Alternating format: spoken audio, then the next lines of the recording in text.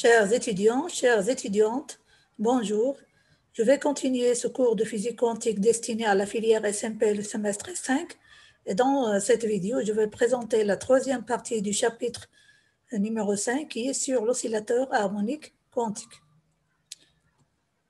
Bon, je vais rappeler quelques relations qu'on va utiliser dans cette partie. Bien sûr, j'ai déjà publié 2 autres parties, donc il faut bien revoir les autres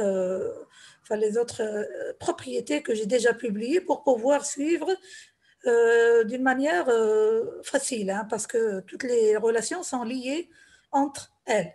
Mais malgré cela, je vais rappeler quelques relations que je vais utiliser ici. Donc, je rappelle tout d'abord que l'hamiltonien de l'oscillateur harmonique s'exprime sous la forme H est égal à H bar oméga n plus n demi. N est un opérateur que j'ai déjà défini précédemment, qui s'exprime en fonction des deux opérateurs A et A+, hein, que j'ai aussi défini la dernière fois. Donc, c'est N est égal au produit A plus A dans l'ordre. Bien, oméga, bien sûr, c'est la pulsation de l'oscillateur harmonique, et H bar, c'est la constante de Planck réduite, c'est H divisé par 2π. L'équation aux valeurs propres correspondant à l'hamiltonien, c'est H phi n est égal à En phi n. Donc, phi n sont les vecteurs propres de H, hein, et qui sont associés aux énergies propres En, qui sont sous la forme En est égal à H bar oméga petit n plus n demi, avec petit n appartiennent à grand n, c'est-à-dire c'est un entier. Je rappelle aussi que ces vecteurs phi n sont vecteurs propres de l'opérateur n associés à la valeur propre petit n. Hein. De même, donc, on a l'équation aux valeurs propres de l'opérateur n, celui-là, là. Hein, donc, c'est n phi n est égal à la valeur propre petit n phi n, donc la valeur propre qui apparaît dans les énergies ici, et qui représente l'indice, donc c'est un entier naturel. Je rappelle aussi que lorsque je fais agir l'opérateur A, hein, donc l'opérateur A qui apparaît ici, sur le vecteur propre phi n de n ou bien de h, hein, donc lorsque je fais agir l'opérateur A sur phi n, j'obtiens un vecteur propre de n associé à la valeur propre n-1. Hein, donc A phi n, nous voici là, ici. Donc c'est un vecteur propre de n associé à la valeur propre petit n ici, moins 1. Donc ça diminue la valeur propre d'une unité. De la même manière, lorsque je fais agir l'opérateur A+, sur le vecteur phi n, j'obtiens un autre vecteur propre de l'opérateur n associé à la valeur propre n plus 1.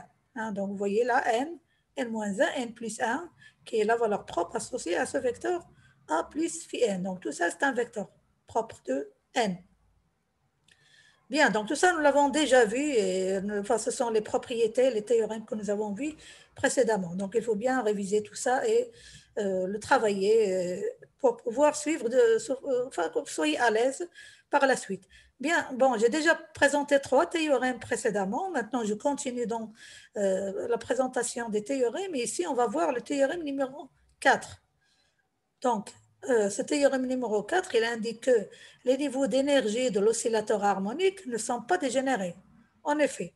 Donc, on va faire une démonstration par récurrence. Bon, la démonstration par récurrence, nous l'avons déjà utilisée plusieurs fois. Donc là, je suppose que vous vous rappelez très bien. Donc, je commence par la valeur minimale de n. Hein, donc, c'est le n qui caractérise les différents niveaux d'énergie. Donc, je commence par le niveau fondamental dont l'énergie est égale à h bar oméga sur 2. Donc, on remplace n par 0, ça donne 0 égale h bar oméga sur 2. Et donc, le vecteur propre est le vecteur phi 0. Hein, donc, ici, n, indice est égal à 0. Donc, l'indice ici est égal à 0. De même, je rappelle que d'après le théorème numéro 1, l'action de l'opérateur A sur le vecteur phi 0, hein, le vecteur correspondant à l'état fondamental, cette action est toujours égale à 0. Hein, donc, l'action de l'opérateur A sur l'état fondamental, le vecteur d'état correspondant au niveau fondamental est égal à 0. Donc, ça, c'est le théorème numéro 1 que nous avons déjà vu. Avec A, je rappelle l'expression de A, de l'opérateur A en fonction des opérateurs position X et impulsion P. Bon, les grandeurs là, on les connaît. Donc, M, c'est la masse de l'oscillateur harmonique. Oméga, c'est la pulsation. Et H bar, c'est la constante de Planck réduite. Hein, donc, ils sont aussi ici. Qu'est-ce qu'on va faire? Eh bien, on va remplacer l'opérateur A qui s'exprime en fonction de X et P ici, donc l'action sur phi 0. Allons-y, donc je remplace le petit a en fonction des opérateurs x et p. Bon, voilà mon a, tout ça. Hein. Donc son action sur le vecteur phi 0 est égale à 0. Bon, du moment qu'il est égal à 0, je vais faire bon, juste un arrangement des constants. Donc, je vais multiplier par racine de m oméga sur h bar. Donc, lorsque je vais multiplier par racine de m oméga sur h bar, bon, là, ça va devenir m oméga sur h bar, le voici, hein, ok. Et puis là, il va y avoir simplification de m oméga, ce qui est en haut avec ce qui est en bas là. Et puis, racine de h bar multiplié par racine de h bar ici, ça va donner h bar. Et le i qui est là, il est toujours là. Voilà, donc je vais avoir cet opérateur-là qui est m oméga sur h bar, l'opérateur x, plus i sur h bar, l'opérateur p. Hein. L'action sur phi 0 est égale à 0. Alors, on va projeter cette équation-là sur la base x, hein, sur le vecteur de base x. Je rappelle toujours que je présente ici l'oscillateur harmonique à une dimension. Okay. Donc, l'oscillateur à deux dimensions, l'oscillateur harmonique à deux dimensions, on va le voir dans les exercices de TD. Bien, donc je projette sur la base x à une dimension. Et rappelez-vous bien, lorsque je projette ici, bon, je ne vais pas écrire les détails parce que je l'ai déjà fait précédemment. Donc, lorsque je vais projeter ici sur x, je vais avoir ici la valeur propre de grand x qui est petit x. Et p, ça va donner h bar sur i, d sur dx. Hein? Donc, il va y avoir simplification par i sur h bar, parce que là, ça va donner, je rappelle, h bar divisé par i, qui se simplifie par i sur h bar, d sur dx, donc il va rester uniquement d sur dx. Ça d'une part, d'autre part, lorsque je projette phi 0 ici sur le vecteur x, ça va donner la fonction d'onde phi 0 de x. Bien, voilà ce qu'on obtient. Donc m oméga sur h bar, la valeur propre petit x, plus d sur dx, donc le i sur h bar a été simplifié par h bar sur i, et nous avons ici la fonction d'onde phi 0x qui est la fonction d'onde de l'état fondamental. Okay. Bon, c'est une équation au premier ordre en phi 0x hein, qu'on pourra intégrer facilement. Donc, on l'écrit sous cette forme-là. Donc, la dérivée par rapport à x de phi 0x, ce terme avec celui-là, et ce terme-là, on va le passer à droite ici. Donc, est égal à moins m oméga sur h bar x phi 0x. Bon, on va diviser par phi 0x, on va intégrer, ça va donner la forme de phi 0x. Dans ce cas, c'est une fonction exponentielle. Donc, le phi 0x est égal à une constante c, la constante de normalisation, qui est aussi constante d'intégration multipliée par exponentielle de moins oméga x carré sur 2h. Parce que là, l'intégrale sur x, ça va donner x carré sur 2, d'accord? Voilà mon x carré sur 2 qui est obtenu par l'intégrale sur x, avec le moins bien évidemment. Bien, donc cette constante, on va la déterminer toujours. Bon, on pourra toujours, à chaque fois qu'on obtient une fonction, on intègre, on trouve une fonction, il faut déterminer cette constante d'intégration qui est la constante de normalisation pour les fonctions d'onde. Bien, pour déterminer cette constante, on va écrire la condition de normalisation de la fonction d'onde phi 0 x, qui est l'intégrale de moins l'infini à plus l'infini du module de phi 0 de x au carré dx et qui est égal à 1. Donc ça, si vous vous rappelez bien, c'est la condition de normalisation de la fonction d'onde phi 0 x. Bien évidemment, ici, mon phi 0 de x, c'est une fonction réelle. Hein. Donc, son module au carré est égal à son carré. Allons-y. Donc, je vais écrire le module au carré de c, parce que c peut être aussi un complexe, hein, que je fais sortir de l'intégrale. Donc, le module de c au carré. Et le carré de l'exponentielle, donc ça va donner ici 1, 2, divisé par 2. Okay. Donc, ça va rester moins m oméga sur h bar x carré. Et on intègre sur x de moins l'infini à plus l'infini. Bon, le résultat de cette intégrale, c'est une fonction qui est connue, c'est une fonction gaussienne, dont l'intégrale est donnée par racine de pi divisée par cette constante-là qui est devant x carré. Hein, donc, m oméga h bar, qui est cette constante-là. Okay, donc, et tout ça est égal à 1. Donc, on pourra déduire cette constante c. Donc, j'écris tout d'abord le module, j'enlève ici le carré, ça donne la racine carrée de la racine carrée, c'est 1 à la puissance 4 de cette constante, m oméga sur pi h bar. Okay, donc on va remplacer ici, hein, et on enlève le module, on va prendre la partie réelle, hein, donc on va juste prendre la partie réelle de cette constante de normalisation, donc ma fonction phi 0 de x est égale à cette constante c multipliée par l'exponentielle de moins m oméga sur 2h bar x carré. Donc c'est une fonction unique, hein, donc elle est bien définie. Hein. C'est une fonction gaussienne, donc ce type de fonction on l'appelle une fonction gaussienne.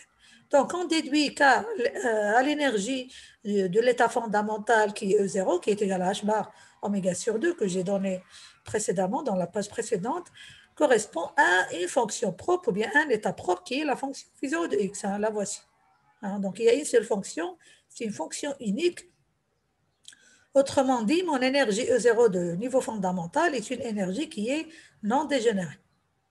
Voilà, donc nous l'avons vérifié. Bon, là, je rappelle qu'on fait la démonstration par récurrence de ces énergies qui sont non dégénérées. Donc voilà, nous avons démontré que l'énergie E0, hein, correspondant à n égale à 0, est une énergie qui est non dégénérée, qui est une valeur propre, une énergie propre non dégénérée. Bien, maintenant on passe vers la deuxième étape de la démonstration par récurrence. Mais pour alléger juste l'écriture, hein, parce que les vecteurs propres de l'hamiltonien H sont aussi vecteurs propres de n. Hein. Et bon, la différence entre les valeurs propres de n et les valeurs propres de l'hamiltonien, bon, les valeurs propres de grand n, ce sont petit n, hein, et les valeurs propres de H, c'est h bar oméga facteur de petit n, qui est la valeur propre de n plus n demi. Donc, au lieu d'écrire à chaque fois h bar oméga n plus n demi, okay, on va faire la démonstration par récurrence, on va continuer la démonstration par récurrence pour l'opérateur n. Et puis après, on va revenir vers notre hamiltonien une fois que nous avons montré que les valeurs propres de petit n de grand n sont non dégénérées. D'accord? Donc, si petit n est une valeur propre non dégénérée, eh bien évidemment, les énergies propres En qui s'expriment en fonction de petit n vont être aussi non dégénérées. Bien. Donc, nous avons vérifié l'étape numéro 1, c'est-à-dire nous avons vérifié que pour n égale à 0, bon, l'énergie E0 est non dégénérée. Maintenant, on passe vers l'étape numéro 2 de la démonstration par récurrence, c'est-à-dire on va supposer. On va faire la supposition que la valeur propre petit n est non dégénérée. Qu'est-ce que ça veut dire n non dégénérée? C'est-à-dire, lorsque je vais écrire l'équation aux valeurs propres, qui donne n phi n est égal à n petit n phi n, eh bien, ce vecteur propre, il est unique. Hein? Il est unique, ça veut dire que petit n, il est non dégénéré. Donc ça, ce sont des notions qu'on a déjà vues dans le formalisme. OK? Bien. Donc ça, c'est la supposition. Maintenant, on va montrer pour le n suivant, enfin, le n plus 1. Donc, il va venir juste après petit n. C'est un entier. Donc, montrons que c'est vrai pour n plus 1, c'est-à-dire on va montrer que n plus 1 est aussi non dégénéré. Hein? Je rappelle donc n, l'équation en valeur propre correspondant à cette valeur propre-là. Donc, c'est le vecteur phi n plus 1 ici. Hein? Donc, phi n plus 1, l'action de n sur ce vecteur, ça va donner la valeur propre n plus 1, le même vecteur phi n plus 1. Hein? Donc, ici, lorsque nous avons l'indice n, on met n. Et lorsque nous avons ici l'indice n plus 1, c'est la valeur propre n plus 1. Bon, montrons que c'est vrai, qu'est-ce qu'on va montrer en fait? On va montrer que cette équation en valeur propre, associée si vous voulez, correspondant à la valeur propre n plus 1, donc ce vecteur propre-là, il doit être unique. Donc, il faut vérifier que phi n plus 1 est unique. Voilà donc notre question qu'on va vérifier dans cette démonstration. Allons-y. Donc, on va utiliser ce que nous avons vu jusqu'à maintenant, bien sûr, tout en utilisant ce qui a été vu dans les vidéos précédentes. Donc, c'est un cours, bien sûr, qui va partie 1, partie 2. Bon, cette partie, c'est la partie numéro 3. Donc, c'est un cours qui est, enfin, il faut, si vous voulez le voir d'une manière,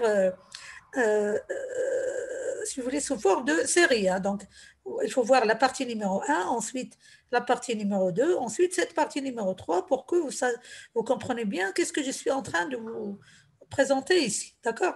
Donc, or, je rappelle ce que nous avons déjà vu, c'est que le vecteur A phi n plus 1 hein, est un vecteur propre de l'opérateur n qui est aussi associé à la valeur propre petit n. Et rappelez-vous bien que j'ai déjà donner le rappel de cette propriété-là dans la première page de cette partie, de cette vidéo. Donc là, j'ai le vecteur qui est formé par l'action de A sur phi n plus 1. Hein. Lorsque je fais l'action de A sur phi n plus 1, ça donne la valeur propre n plus 1 moins 1, hein, d'après la propriété de cette action de l'opérateur A. Okay, donc n plus 1 moins 1, c'est n. Bien.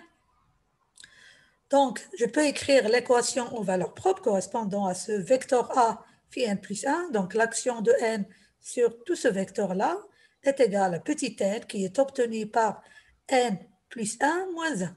Hein, donc, ça fait diminuer d'une unité qui est n, qui est égale à n, qui est égale à A phi n plus 1. Donc, regardez cette équation aux valeurs propres et celle-là.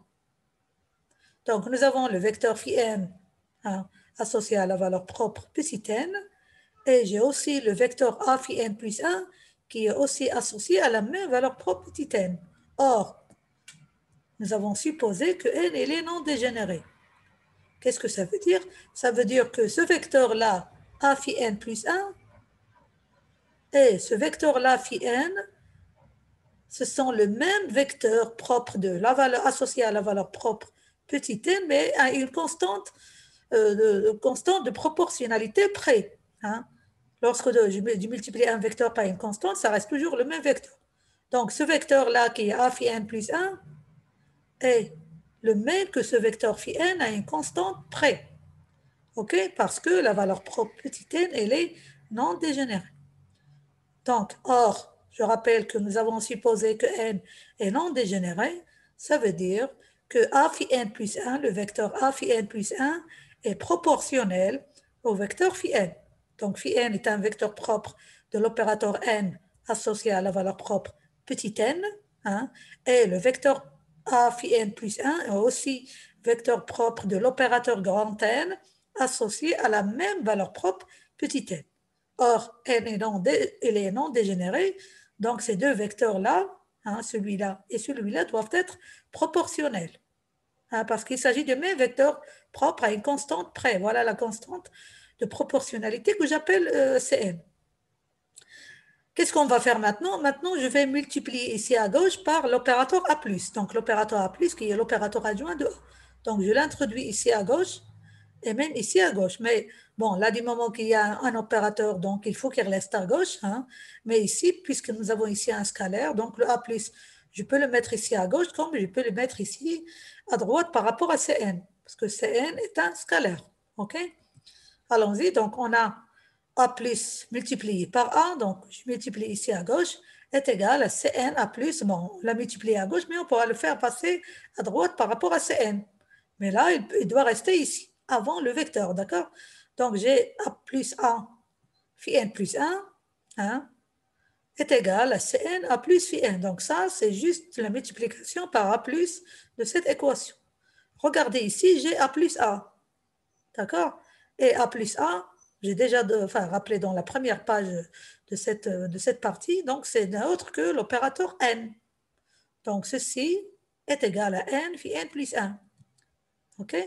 Donc n qui est égal à plus a. Or, phi n plus 1 est un vecteur propre de n, est un vecteur propre de l'opérateur n qui est associé à la valeur propre n plus 1. Donc l'action de n sur ce vecteur phi n plus 1 est égale à la valeur propre n plus 1, donc c'est l'indice qui est là, n plus 1, le même vecteur phi n plus 1. Bien, maintenant, qu'est-ce qu'on va faire? Bon, regardez bien tout ça, hein, donc, toutes ces expressions sont égales. Hein. On va s'en servir pour notre démonstration par récurrence. Donc, nous voyons ici que phi n plus 1 est un vecteur propre de n, de l'opérateur n associé à la valeur propre n plus 1, petit n plus 1, mais il y a aussi un autre vecteur qui est formé par l'action de A plus sur phi n. Donc ça, c'est le théorème numéro 2 que j'ai déjà présenté précédemment.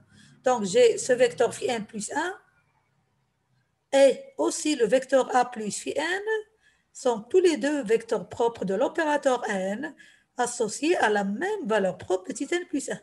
Donc phi n plus 1 est associé à phi n plus 1, à la valeur propre petit n plus 1, et ce vecteur-là formé par l'action de A plus sur le vecteur phi n est aussi vecteur propre de n associé à la même valeur propre petit n plus 1. Donc j'écris ici ce que je suis en train de vous dire, c'est-à-dire l'équation aux valeurs propres. Donc l'action de n sur ce vecteur-là, a plus phi n, est égale à la valeur propre n plus 1, le même vecteur a plus phi n. Bien, donc je vais comparer ces deux égalités-là. Donc j'ai l'action de n sur ce vecteur-là est égale à n plus 1 et aussi n sur ce vecteur-là est égal à n plus 1, le même vecteur. Bon, si petit n plus 1 est une valeur propre qui est non dégénérée, donc il faut que ce vecteur-là, a plus phi n, et doit être proportionnel à ce vecteur phi n plus 1. OK? Comme nous l'avons fait pour la valeur propre petit n. Donc il faut que phi n plus 1 et a plus phi n sont proportionnels. S'ils sont proportionnels, eh bien, on va déduire que cette valeur propre n plus 1, elle est non dégénérée. Bien. Alors, suivez-moi s'il vous plaît. Donc là, je vais prendre cette expression-là, je vais l'entourer et je vais entourer celle-là. Et bien sûr, celle-là est égale à celle-là. Enfin, cette expression est égale à celle-ci. Donc, qu'est-ce qu'on va déduire de là? Donc là, je peux écrire phi n plus 1 en fonction de a plus phi n. Je vais diviser juste par n plus 1. Donc, je vais déduire que le vecteur phi n plus 1 ici est égal au vecteur a plus phi n, celui-là, multiplié par Cn divisé par n plus 1. Cn divisé par n plus 1. Et ça, c'est un scalaire, c'est une constante. Hein. C'est une constante, autrement dit, le vecteur phi n plus 1 est proportionnel au vecteur a plus phi n. OK? Ils sont proportionnels, ils ont la même valeur propre n plus 1. Autrement dit, la valeur propre n plus 1 est une valeur propre qui est non dégénérée. OK? Donc voilà, nous avons donc montré que la valeur propre n plus 1 est une valeur propre de n, de l'opérateur grand N qui est non dégénéré. Bon, notre énergie, l'énergie propre de l'oscillateur harmonique ou bien de l'hamiltonien s'exprime en fonction des valeurs propres petit n. Donc, on déduit finalement que les énergies propres En de l'oscillateur harmonique sont toutes non dégénérées. Donc, on peut déduire que le N, l'ensemble N, ou bien l'ensemble H, donc N c'est l'opérateur, notre opérateur grand N, H c'est l'hamiltonien, forme à lui seul un échoque dans E, dans l'espace des états E. Donc je rappelle que cette propriété-là que j'ai démontrée, elle est valable uniquement dans le cas où on travaille à une dimension. Donc je rappelle que je présente ici l'oscillateur harmonique à une dimension. Donc ça forme bien un échoque dans un espace des états à une dimension x. Je pourrais mettre ici un indice x, mais je ne l'ai pas fait. Okay? Voilà, donc nous avons montré ce théorème-là qui nous indique que les énergies propres de l'oscillateur harmonique sont des énergies qui sont non dégénérées. Maintenant, on va voir ces fameux opérateurs petit a et petit a+, que nous avons introduits dans la première vidéo correspondant à ce chapitre, correspondant à l'oscillateur harmonique. Quelle est leur interprétation maintenant? Donc là, je vais donner l'interprétation des deux opérateurs A et A+. Rappelons tout d'abord ce que nous avons comme bagage jusqu'à maintenant. Donc, je considère le vecteur phi n qui est un état propre, un vecteur propre de H qui s'exprime sous cette forme-là en fonction de l'opérateur n. Et ce vecteur phi n, il est associé à la valeur propre n non dégénérée, comme nous l'avons déjà montré. Donc, h phi n est égal à en phi n est égal à h bar oméga petit n plus 1 demi. Je rappelle que petit n, c'est un entier et qui est une valeur propre de l'opérateur n, grand N. Maintenant, j'applique l'opérateur A sur ces vecteurs phi n qui sont vecteurs propres de H. Bon, nous l'avons fait pour l'opérateur n, l'opérateur grand N. Maintenant, on va le voir pour le H. Hein. Comment vont varier les énergies lorsque je fais appliquer l'opérateur A sur le vecteur propre phi n de H. Allons-y. Donc, j'applique l'hamiltonien H sur le vecteur A phi n.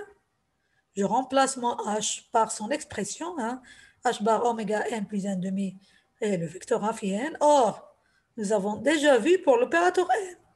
Alors, l'opérateur, enfin, je l'ai aussi rappelé ici dans cette vidéo, dans la première page 1. Donc, vous pouvez revenir vers le début de cette vidéo pour voir que l'action de n sur A phi n, ça va donner la valeur propre petit n moins 1, le même vecteur. Bien sûr, 1 demi ici, ça va rester 1 demi. Bien, voilà donc l'action de l'opérateur n sur A phi n. Ça donne la valeur propre n moins 1. Donc, j'ai h bar oméga n moins 1 qui est la valeur propre de n, plus h bar oméga sur 2 qui est ce h bar oméga lorsque je le multiplie par 1 demi ici. Bon, j'ai séparé ces données juste pour expliquer, mais on pourra le garder dans la même parenthèse. Maintenant, je vais les remettre dans la même parenthèse, mais en faisant un peu d'ordre pour faire apparaître les énergies En. Les énergies En qui s'expriment en fonction de h bar oméga n plus 1 demi. Donc, je vais mettre n à côté de, enfin, plus 1 demi, et puis on va mettre moins 1 tout à fait à droite. Allons-y, donc j'écris l'action de h sur A phi n est égal à h bar oméga petit n. Bon, on avait petit n moins 1, le moins 1, je l'ai passé à droite, et j'ai ramené plus 1 demi devant n ici. Et ça, h bar oméga n plus 1 demi, c'est En, n'est-ce pas? Donc c'est En moins ce qui va rester, c'est-à-dire moins h bar oméga. H bar oméga multiplié par moins 1, ça va donner moins En moins h bar oméga. Donc l'action de H sur A phi n est égale à l'énergie En, l'énergie propre En, qui est égale à h bar oméga n plus 1 demi, moins h bar oméga. Et ceci, c'est l'énergie En moins 1. En moins h bar oméga, ça correspond à l'énergie En moins 1. Je rappelle que H sur le vecteur phi n moins 1 est égal à En moins 1 phi n moins 1. OK? Donc, lorsque nous avons H phi n, on a En, mais si nous avons H phi n moins 1, eh bien, nous allons avoir En moins 1 qui est celle-là et qui est égale à En moins h bar oméga. Donc, c'est une énergie propre correspondant au vecteur propre phi n moins 1, d'une part, et qui correspond au vecteur propre A phi n. Donc, ces deux vecteurs sont proportionnels, comme nous l'avons déjà démontré précédemment. Bien, donc tout ceci, que va-t-il nous indiquer? Eh bien, ça va nous indiquer une propriété importante de cet opérateur A, c'est que l'action de l'opérateur A sur les vecteurs propres phi n fait diminuer l'énergie d'un quantum h bar oméga. Donc, ce h bar oméga, c'est un quantum d'énergie qui a été introduit pour la première fois par Planck, qui est une énergie d'un photon. Donc, lorsqu'on applique l'opérateur A sur les vecteurs phi n, eh bien, l'énergie va être diminuée d'un quantum h bar oméga, et ça va donner l'énergie En-1 du niveau le plus bas, du niveau qui est juste inférieur au niveau phi n, d'énergie En. Alors, cet opérateur A, on l'appelle opérateur d'annihilation. Donc, il fait annihiler un quantum h bar oméga pour passer de En vers En-1, ou bien En moins h bar oméga. On peut le voir de plusieurs façons. Bien, donc tout ça, c'était pour l'action de A sur les vecteurs phi n. Voyons l'autre opérateur adjoint, son opérateur adjoint qui est l'opérateur A+. Que va-t-il se passer en ce qui concerne les énergies propres de l'hamiltonien H? Donc H, l'action de H sur l'action de le vecteur obtenu par l'action de A+ sur phi n. Ici, je remplace mon H, et voilà mon vecteur. Et or, l'action de n sur ce vecteur A plus phi n, nous l'avons déjà vu et je l'ai déjà rappelé dans la première page de cette vidéo, juste au début, n lorsqu'elle agit sur A plus phi n, ça me donne n plus 1, la valeur propre petit n plus 1 multiplié par le même vecteur. Donc là, je ne vais pas faire séparer les données, mais je vais, si vous voulez, faire l'action de n qui va donner n plus 1, puis plus 1 demi qui va rester ici à sa place. Voilà, donc je les ai gardés dans la même parenthèse. Je l'ai bien expliqué pour A, mais là, je ne vais pas le faire pour A+. Donc, je vais avoir h bar oméga, la valeur propre de grand N correspondant à ce vecteur propre A plus phi n, qui est la valeur propre n, petit n plus 1, et puis plus 1 demi, qui est la valeur propre correspondant à l'un demi de l'identité. Et lorsque, je vais faire passer aussi le plus 1 demi ici, si vous voulez, ça va donner h bar facteur H bar oméga facteur de n plus 1 demi, qui est l'énergie En. Et le reste, ça va rester 1 multiplié par H bar oméga. Donc, je vais avoir En, ici, dans ce cas, En, l'énergie En, plus le quantum d'énergie H bar oméga. Hein? Donc, l'action de H sur le vecteur A plus phi n est égale à En, qui est H bar oméga N plus 1 demi, la voici, plus H bar oméga, qui est H bar oméga multiplié par ce 1 qui est là. Et En plus H bar oméga, c'est l'énergie du niveau, du niveau qui est le plus haut, donc le niveau supérieur, qui est En plus 1. Hein, donc En plus H bar oméga est égal à En plus 1, et qui est aussi l'énergie propre du vecteur phi n plus 1, qui est le vecteur qui est juste, c'est l'état qui est juste au-dessus de l'état correspondant au vecteur phi n. Donc j'ai aussi H phi n plus 1 est égal à En plus 1 phi n plus 1. Donc ces deux vecteurs-là sont proportionnels, comme nous l'avons déjà montré précédemment. Hein, donc, qui sont associés à la même énergie propre, N plus 1, et qui est une énergie qui est non dégénérée. Hein. C'est ce que nous avons démontré. Alors, qu'est-ce que ça veut dire? Ça veut dire maintenant l'action de l'opérateur A+, sur les vecteurs propres phi n fait augmenter l'énergie propre d'un quantum H bar oméga. Donc, quand nous avons appliqué l'opérateur A sur phi n, ça a fait diminuer l'énergie d'un quantum H bar oméga. Hein, et maintenant, lorsqu'on a fait l'action de A+, sur phi n, ça a fait augmenter l'énergie d'un quantum H bar oméga. Donc, cet opérateur A+, est appelé opérateur de création. C'est un opérateur qui va créer un quantum H bar oméga. C'est comme une absorption d'un photon H bar oméga, d'énergie qui est le quantum H bar oméga. Eh bien, je vais finir par l'illustration de cette interprétation de ces opérateurs A et A+. Hein. Là, je représente 3 niveaux successifs. Donc, le niveau En qui correspond à l'état propre phi n, et le niveau d'énergie En-1 qui correspond à l'état propre phi n-1, et puis le niveau supérieur au-dessus, là, En plus 1, d'énergie En plus 1, correspondant à l'état phi n plus 1. Donc, lorsque je vais faire l'action de A sur le vecteur phi n, eh bien, ça va faire passer vers le niveau inférieur. Donc, ça va faire annihiler un quantum H bar oméga. Donc, l'opérateur A fait annihiler l'énergie d'un quantum d'énergie H bar oméga.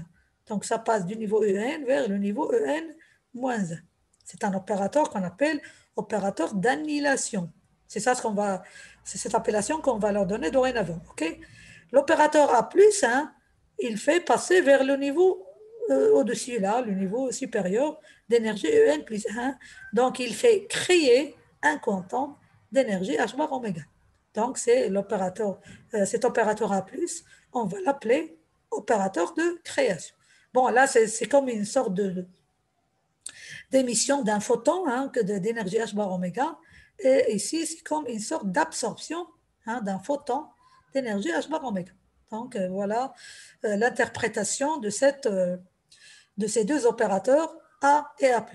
Et avec cette interprétation, je vais terminer cette partie numéro 3 du chapitre numéro 5 qui est sur l'oscillateur harmonique quantique, et je vais continuer dans la prochaine vidéo. Voilà, je vous remercie pour votre attention.